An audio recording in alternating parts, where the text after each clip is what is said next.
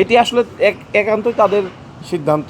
এখানে ঢাকা বিশ্ববিদ্যালয়ের শিক্ষার্থীদের পরিপূর্ণভাবে সুযোগ রয়েছে, তারা স্বাধীনভাবে মতামত প্রকাশ করবে।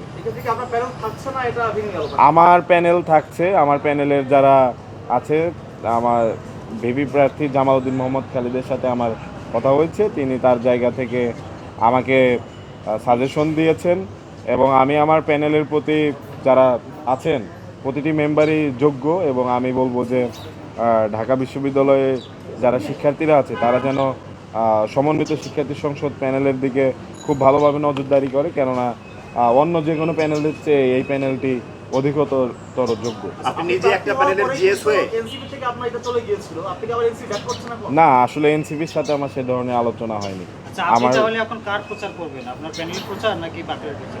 দেখুন, আমি আমার জায়গা থেকে শুধু বাকেরকেই সমর্থন দিয়েছি। একজন এখানে প্যানেলকে আমি কিন্তু হাইলাইট করা বা সমর্থন দেওয়া সে ধরনের কোনো। আপনি কি মনে করেন না এর মাধ্যমে আপনি আপনার প্যানেলের একটা বড় ধরনের ক্ষতি করলেন?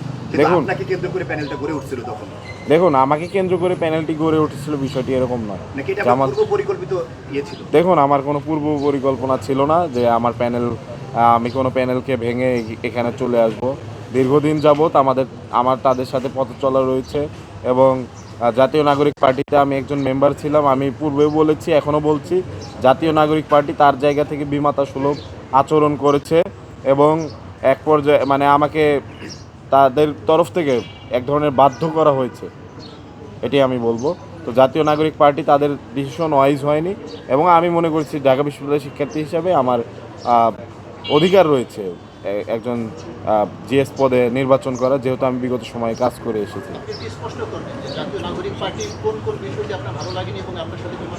দেখুন, আমি বিভিন্ন সময়ে এগুলো পরিষ্কার করেছি।